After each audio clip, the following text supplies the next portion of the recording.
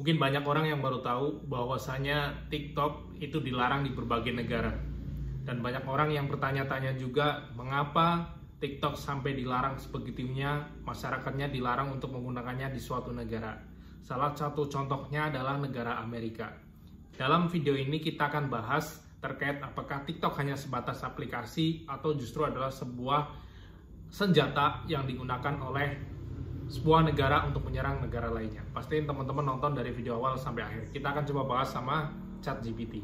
Di mana TikTok dianggap memiliki risiko penyalahgunaan informasi pengguna. Kekhawatiran muncul karena perusahaan induk TikTok, ByteDance, berbasis di China, yang memiliki kebijakan data yang sangat dipengaruhi oleh pemerintah. Undang-undang seperti National Intelligence Law of China memungkinkan pemerintah China meminta data dari perusahaan domestik, termasuk perusahaan teknologi.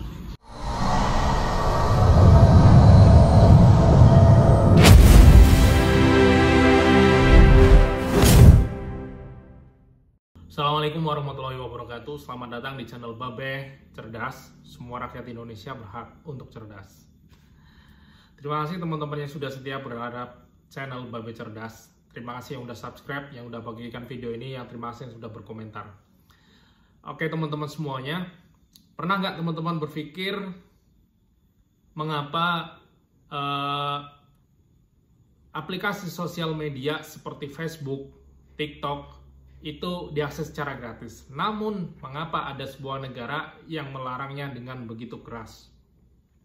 Kali ini Bapak pengen membahas tentang fenomena-fenomena baru ini yang cukup trending kali ini, yakni tentang TikTok. Kali ini TikTok, teman-teman, kita akan bahas tentang TikTok. Ini merupakan sebuah aplikasi yang teman-teman udah pada ketahui, ini aplikasi dari negeri Tiongkok. Cuma teman-teman tahu nggak, di negeri Tiongkok tidak ada TikTok. Melainkan mereka menggantinya dengan aplikasi yang namanya Douyin. Ini tidak memang orang mengatakan bahwasanya Douyin dan TikTok itu adalah suatu yang sama. Namun perlu teman-teman ketahui, aplikasi ini bekerja secara berbeda. Dari informasi yang Babe ketahui, Babe kumpulkan, Douyin dan TikTok itu memiliki server yang berbeda. Di mana jika aplikasi TikTok diterapkan di Tiongkok itu tidak memenuhi regulasi dari pemerintah Tiongkok. Di Tiongkok itu penggunaan internet oleh warga negaranya begitu diatur secara ketat. Dan TikTok tidak memenuhi regulasi untuk negara Tiongkok. Tapi kenapa justru di Indonesia saat ini atau di negara-negara lainnya itu digunakan? Dan perlu kan teman-teman, ada beberapa negara yang tidak mengizinkan TikTok itu beroperasi di negaranya. Kita akan coba bahas hal ini bersama si ChatGPT.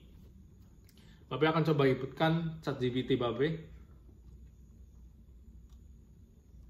Tunggu sebentar.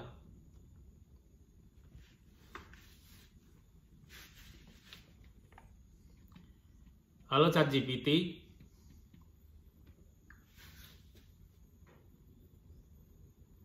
Halo, ada yang lagi dipikirkan atau mau dibahas hari ini?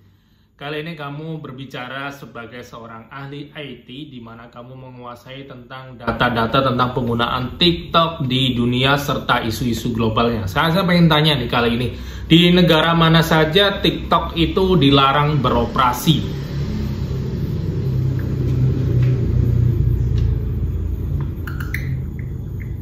Dia lagi nyari data nih.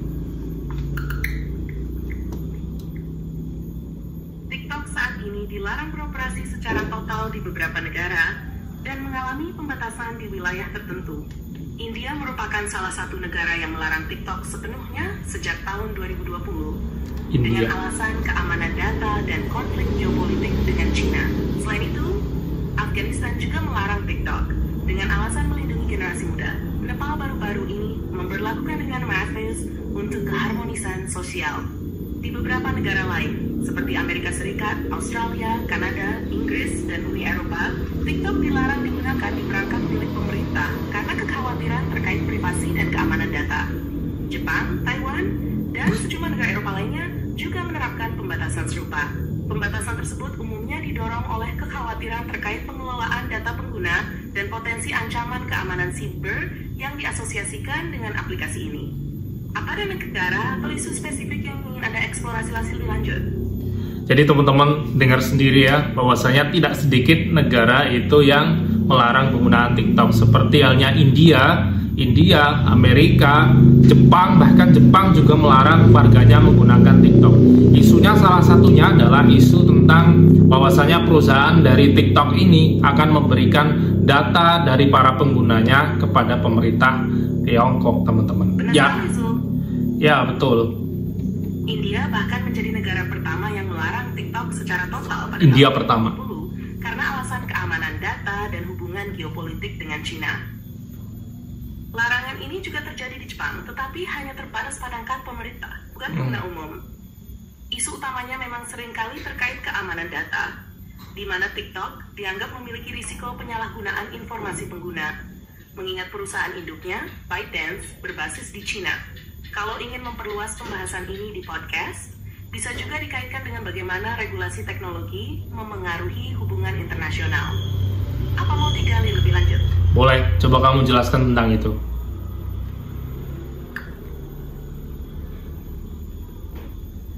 TikTok dan regulasi teknologinya menunjukkan bagaimana teknologi dapat menjadi arena konflik geopolitik. Larangan di berbagai negara, seperti India, Amerika Serikat, dan Jepang, seringkali didorong oleh kekhawatiran tentang privasi data, keamanan nasional, dan hubungan politik antar negara.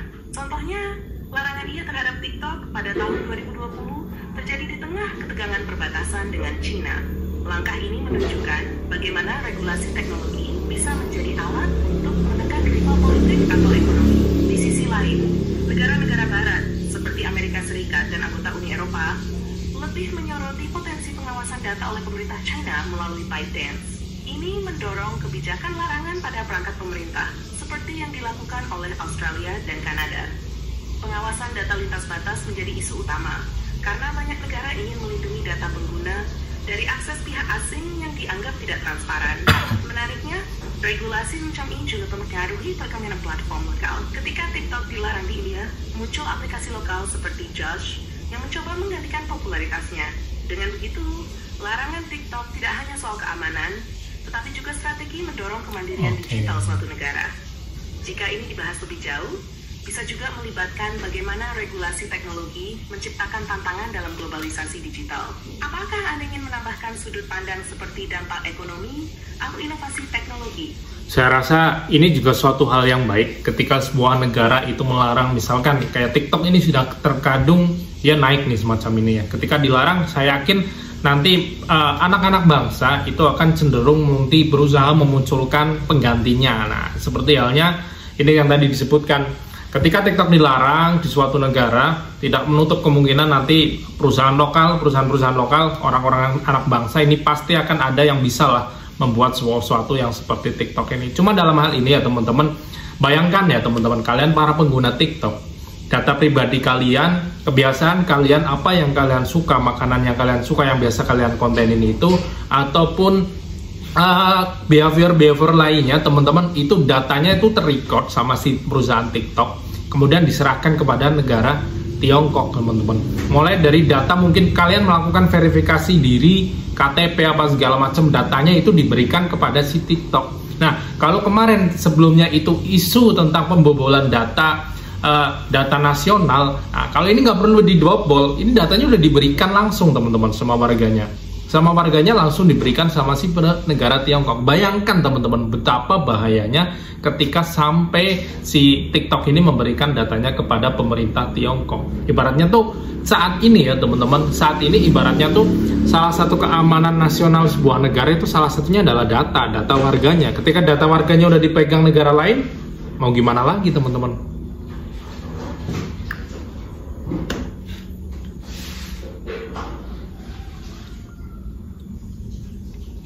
Benar, Zul. Ketika sebuah negara melarang platform besar seperti TikTok, itu dapat memacu inovasi lokal. Misalnya, di India, setelah TikTok dilarang, aplikasi seperti Just Watch bermunculan untuk mengisi kepanatan. Hal ini tidak hanya membangkitkan kemandirian digital, tetapi juga memberikan peluang bagi pengembang lokal untuk menciptakan solusi yang lebih sesuai dengan kebutuhan dan budaya setempat. Namun, kita akan membuat kritis, updating, dan ada saat-saat strategis dalam era digital. Ketika pengguna mengunggah informasi pribadi, termasuk kebiasaan, preferensi, dan bahkan dokumen identifikasi, platform seperti TikTok memiliki akses luas ke informasi ini. Kekhawatiran muncul karena perusahaan induk TikTok, ByteDance, berbasis di China, yang memiliki kebijakan data yang sangat dipengaruhi oleh pemerintah. Undang-undang seperti National Intelligence Law of China memungkinkan pemerintah China meminta data dari perusahaan domestik, termasuk perusahaan teknologi. Jika data ini jatuh ke tangan pihak yang tidak bertanggung jawab atau digunakan untuk tujuan geopolitik, itu bisa mengancam keamanan nasional. Oleh karena itu, banyak negara menganggap perlindungan data bukan hanya soal individu, tapi juga integritas negara secara keseluruhan. Pembahasan seperti ini bisa membuka mata audiens Anda tentang penyaliterasi digital. Ya, Bang? Iwan Yimas, dan sending di details sama menjadi maka saya menggunakan aplikasi semacam ini. Jadi undang-undang di Cina itu memungkinkan pemerintah Tiongkok, pemerintah di Cina itu meminta data para penggunanya kepada sebuah perusahaan yang asli atau yang ada di China, teman-teman, yang ada di Tiongkok. Jadi ya ini mungkin bukan sebatas isu ya teman-teman, ini merupakan sesuatu yang nyata di mana hal ini mungkin saja terjadi, di mana pemerintah Tiongkok itu meminta data pengguna TikTok kepada perusahaan ByteDance ya teman-teman. Dan teman-teman, selain isu data ini juga isu tentang kalau kita lihat di mana kebiasaan orang mulai suka dengan joget-joget, suka dengan sesuatu yang ya mempertontonkan auratnya semacam itu. Mohon maaf, naudzubillah min dzalik ya teman-teman. Mari kita lindungi teman-teman. Mari kita lindungi generasi-generasi kita, terutama kita sebagai seorang bape, istri kita, anak kita, saudara kita, lindungi dari bahaya-bahaya TikTok ini. Kalau misalkan saya pernah mengatakan sama istri itu, boleh pakai TikTok asalkan untuk pekerjaan. Kalau untuk non pekerjaan atau non dakwah, jangan. Jadi boleh pakai TikTok kalau untuk pekerjaan dan untuk dakwah, itu baru boleh. Itu ya teman-teman, itu kalau dari bape. Semoga teman-teman semuanya terbukakan wawasannya dengan adanya video ini, bahwasanya mulailah berhati-hati dalam menggunakan sosial media. Jangan semuanya dipublish ke sosial media. Mulailah punya privasi, mari kita punya privasi terhadap diri kita sendiri, terhadap keluarga kita. Oke, terima kasih banyak teman-teman semuanya yang telah menonton video di channel Babe Cerdas. Jangan lupa subscribe serta komennya, serta bagikan video ini apabila bermanfaat. Akhirul kalam, wabillahi taufiq wal hidayah. Wassalamualaikum warahmatullahi wabarakatuh. Salam Babe Cerdas. Semua rakyat Indonesia berhak untuk cerdas. Dadah.